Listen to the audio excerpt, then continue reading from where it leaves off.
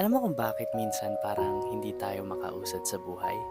Hindi dahil walang plano si Lord para sa atin, kundi dahil yakap pa rin natin yung mga bagay na dapat matagal na nating binitawan. Minsan gusto natin ng bagong blessing, bagong season, bagong healing, pero punong-puno pa rin tayo ng nakaraan. Punong-puno pa rin tayo ng past, no?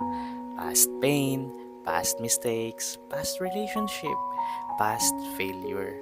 Minsan kahit kasalanan na matagal nang pinatawad ng Panginoon, tayo mismo ayaw pa rin natin pakawalan. At sa totoo lang, no, hindi mo matatanggap yung binibigay ng Panginoon sa kamay mo kapag yung kamay mo puno pa rin ng mga bagay na dapat mo nang bitawan.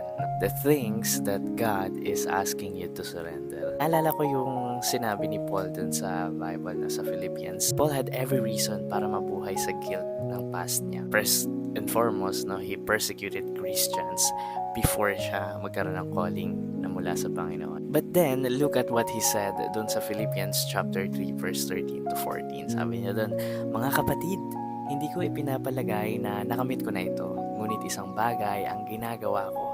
Nililimot ko ang nakaraan at sinisikap na marating ang layuning nais kong makamtan.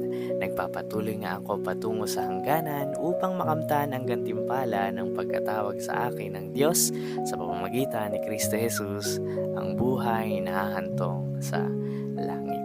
So kung mapapansin natin, hindi sinabi ni Paul na madali kalimutan yung nakaraan. Pero pinili niyang huwag doon tumira. Hindi siya nanirahan doon sa nakaraan na yun.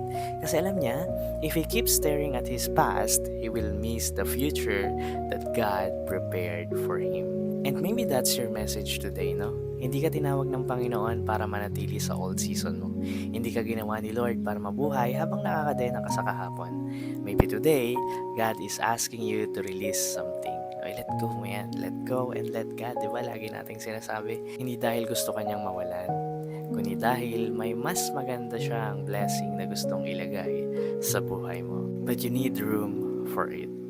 So, magpatawad ka, mag-let go ka, mag-move forward, at manampalataya at magtiwala sa Panginoon. Because your past may explain you, but it does not define the future that God prepared for you.